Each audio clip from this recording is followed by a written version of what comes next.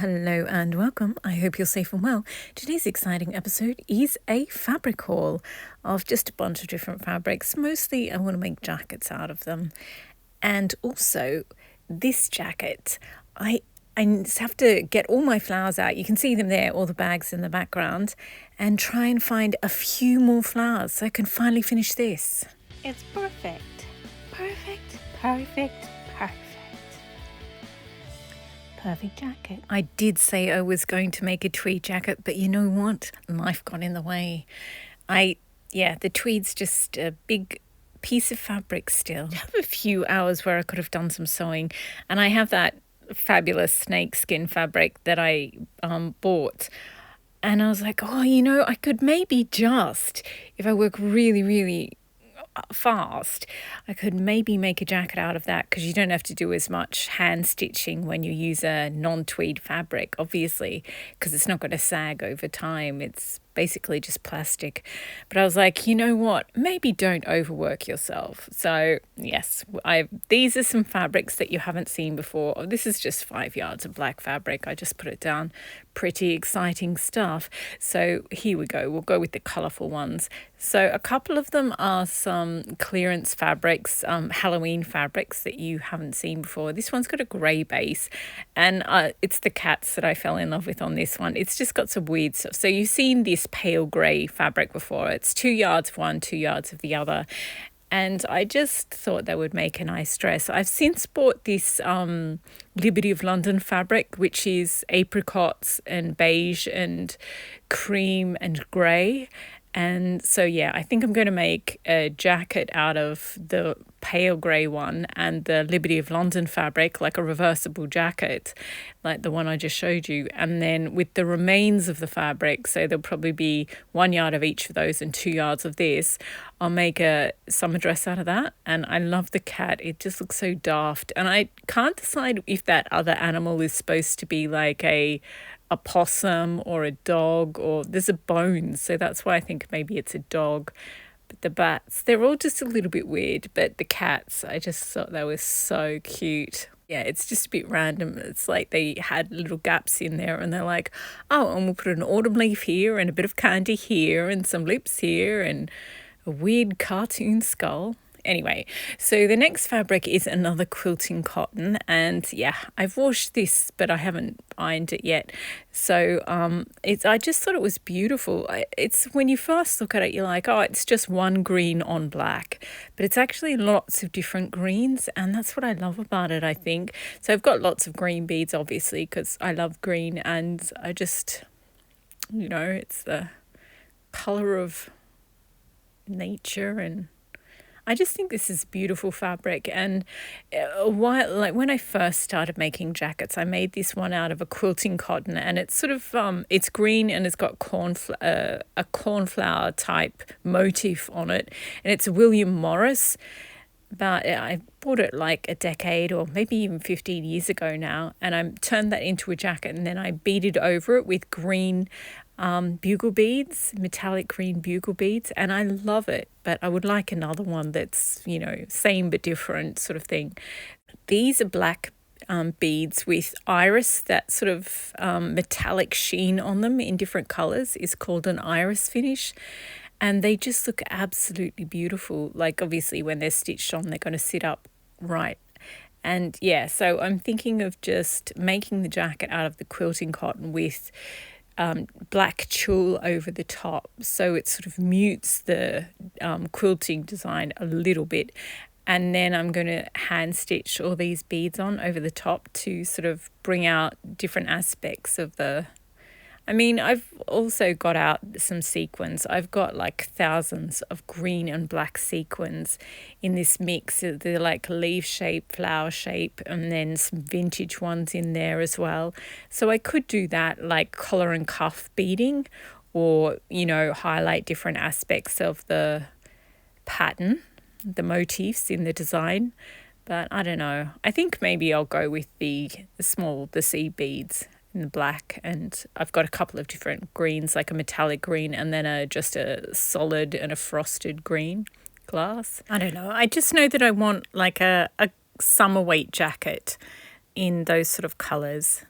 And yeah, so I put it under that jacket because that's the jacket pattern I'm going to use. So, and this is the second Halloween fabric. I just love the colors. It's kind of I love that mauvey pink color. It's absolutely gorgeous.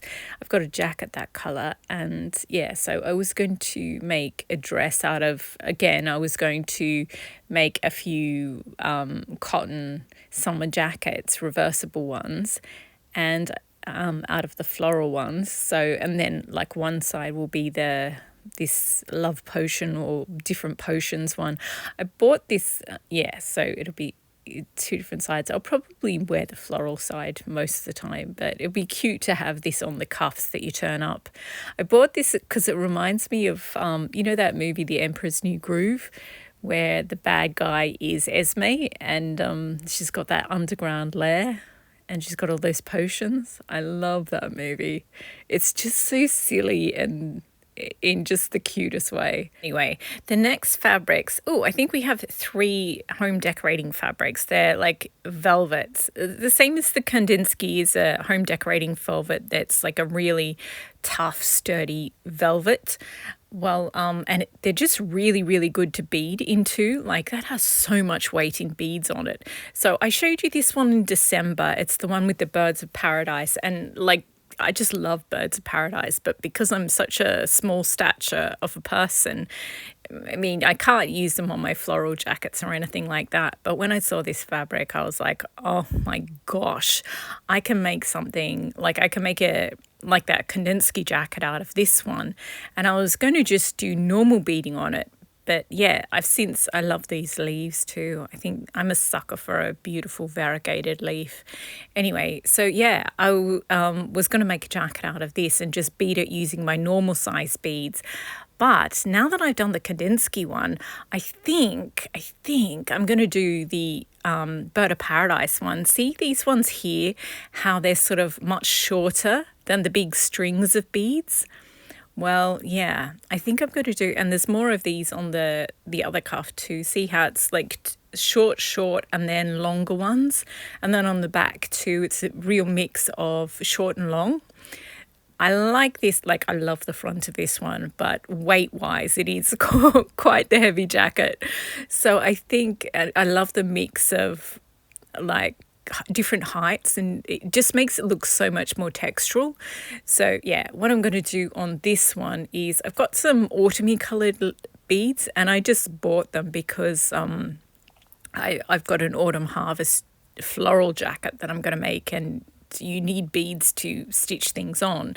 So that's why I bought these beads. So there's going to be about half of them left over anyway.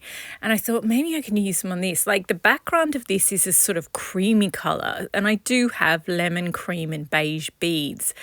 But I just think it would be amazing if I over beaded it all and darkened the entire jacket down to the same colours as the big flowers and the bird of paradise, and sort of just left the merest outline around the flowers. And most of the jacket was just this really dark, like cloud configuration of different autumn oranges, burnt oranges. I know what I mean. And yeah, so that's my thinking for that one. And then I have 2 others. I actually have this in 2 different colorways. So I just thought those little bell-shaped flowers always remind me of Tiffany stained glass. And the iris are beautiful. I love everything about this. The dragonflies, and there's also a bird in here and some other little flowers, and I don't know, it's just so pretty. See, this is the bird. And I love the peach of its beak and eyes sort of bit, and the way that sort of goes in with the brown bits that are on the iris, and the sort of orangey golden of those little bell-shaped flowers. I just think it's just so harmonious, and there's so much detail in there. The more you look at it, the more you see. And I do, if it looks familiar, it's because I do have that, as you can see, like the back is just, it's synthetic, but yeah, and the front is fluffy velvet. I'm not sure the velvetness of the fabric comes off particularly well in footage, but in real life it just feels beautiful and soft and velvety. But it's also really sturdy, so I can really bead a lot into it. So the hydrangea one is the one that I'm going to do in blues and greens and all dripping down. The beading is kind of going to be like the Kandinsky jacket, whereas this one, I don't know. I mean, I could highlight the gold and orange of the little bell-shaped flowers, you know, just put a little bead here and there, and then big strings of green, because the leaves sort of hang down on those ones, and then bead around the dragonflies or something. I'm not sure. I'm going to make it up because there's so much going on in the pattern, but it's also a bit epic. So it will really, like, if you have an iris on one side and then the dragonflies and the it sort of depends on the placement. It will be depending on how I end up beading it. And then, as I said, I got it in 2 colorways because navy blue, I always wear my navy blue jackets pretty much more than any other jackets because they just go so well. And it's really hard to see, like, people who they don't know what they're looking at. They just sort of go, oh yeah, navy blue jacket. And so you don't get much attention when you're wearing a navy blue jacket. So I quite like them for that reason as well. But I just think they're beautiful too. So what I like about this one is different aspects of the design really stand out. Like you can see those little bell-shaped flowers and they look much more golden and orange in this one, whereas they almost fade a little bit to the background of here, whereas the dark blue iris are quite clear and the dragonflies they just look completely different in the 2 different versions of the exact same design. But because the colouring is different things stand out. Like I feel like in the dark one, the bird kind of almost sinks entirely into the background, whereas in the light one, you can see it more. I don't know. I just like both of them. And I want to make them both up into jackets and then I'll decide how to bead them. Because I do have a lot of dark green and dark blue beads, glass beads. So, I mean, I've definitely got enough beads this is me trying to find the 2 birds so you can compare the birds of each, I think. But yeah, they're just absolutely gorgeous. And of course, they're both velvety, so they feel beautiful. I love this bird, but I do think it sort of goes into the background quite a bit, whereas the other one, I don't know, especially if you put like green seed beads on the leaves behind it of the bulb plant behind it, it would bring out the whole of the bird. Like, see, if you beaded all this bit here, I know it sounds like it wouldn't, but it will actually bring out the bird and it'll push back the rest of the background. So I kind of have a few different ideas for it, but yeah, it really depends which part you highlight on. You know, I think I want the iris on one side of the front and a bird on the other side of the front, and then maybe some dragonflies and iris on the center of the back. And then I'll sort of make features of each of those bits and sort of bead out some bits so that they blend into the background and bring back up other bits. So yeah, I've got lots of beads, so we'll see how that goes. And then we have 4 fabrics left. This one here is a brown sequin fabric. I've shown you a very similar one, but yeah, I'm just I had one that's pretty much exactly like this. It's just slightly different color, and I'm going to put brown and purple flowers beads on that one, but I also have a lot of brown beads and gold beads, so that's why I bought that one, because when I had the one bit of sequin fabric, I was like, oh, do I do the beads or do the flower beads?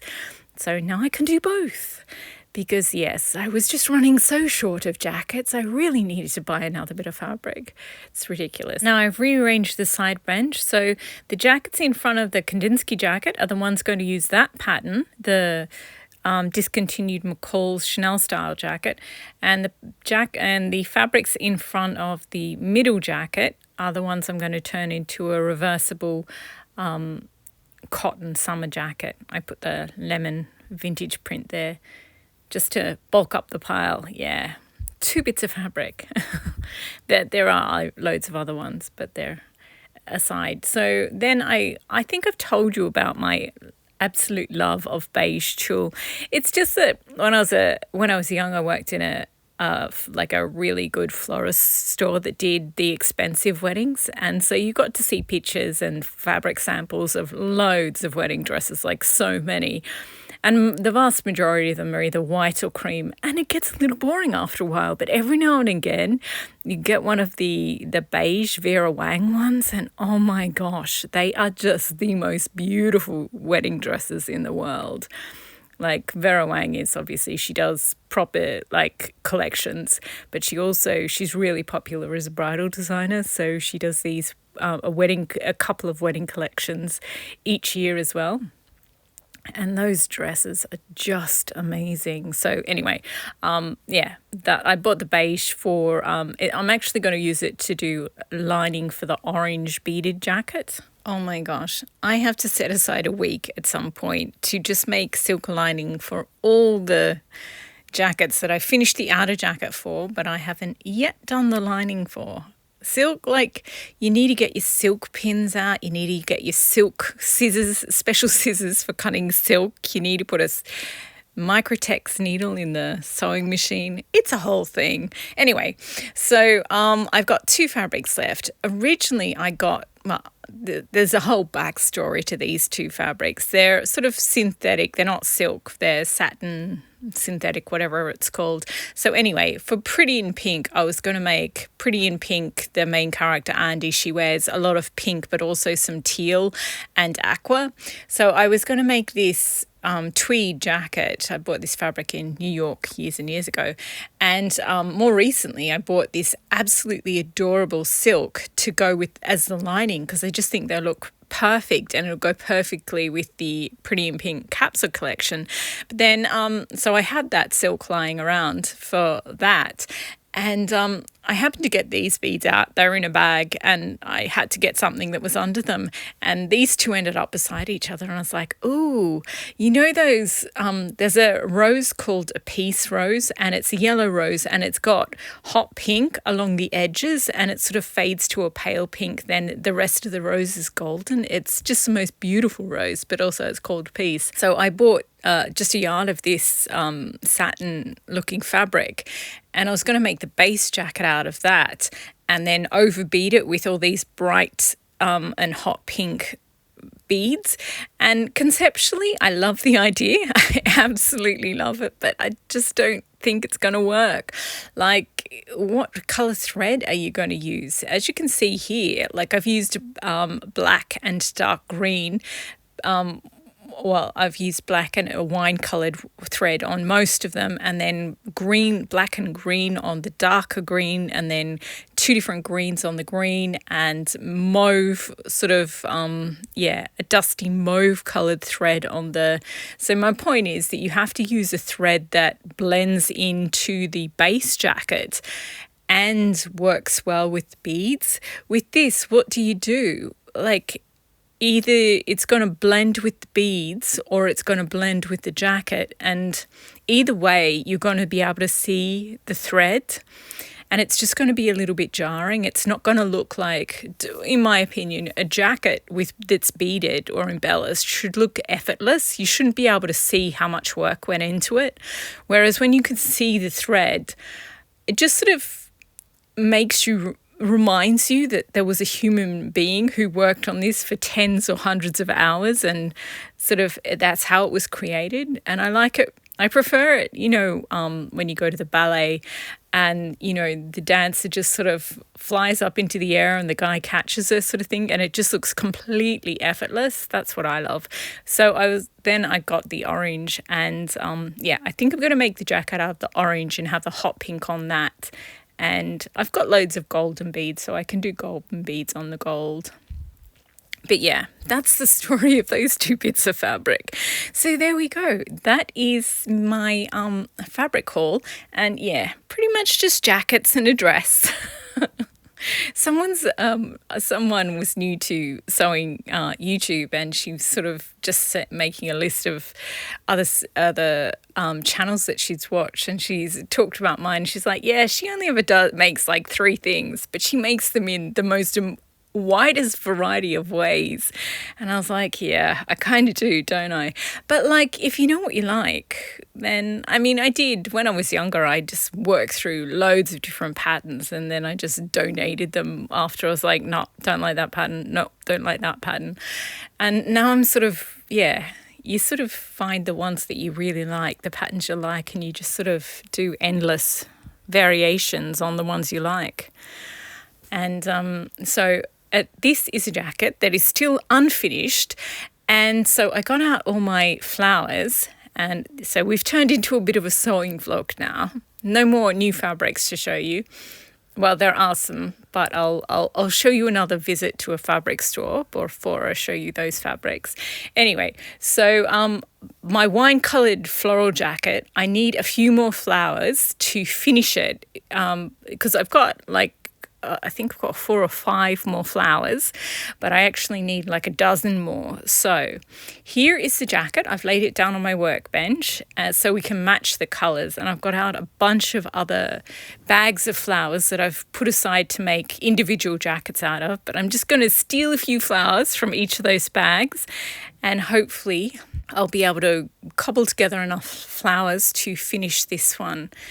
So this one is more grey mauve and pale green, like sage coloured greenery. And yeah, no, I don't think they go at all. However, these ones here, I don't like the one on the right, but I do like the sort of brownie coloured one. I think they look quite good.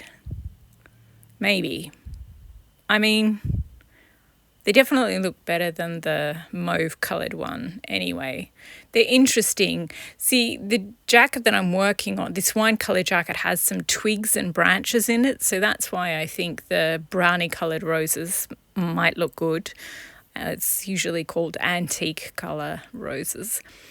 But I don't know. This is me. Like I nestled them in between the other. See there, the seed pods, and there's also some branches a little bit higher up, brown branches. I mean, they're definitely interesting, so I kept them out for a bit. Then the next bag was red and wine red, like a darker red. The brighter red, I don't think they go well with the lighter coloured. Yeah, they don't go well with the dusty mauve coloured ones or the brown coloured ones. So I have to make a choice. I think I would prefer the dark red coloured ones and the dusty whatever wine coloured ones, and maybe I'll take out the brown ones for now. And yeah, I do think the dark red ones, the really deep burgundy ones, work well with the bigger beads that I have.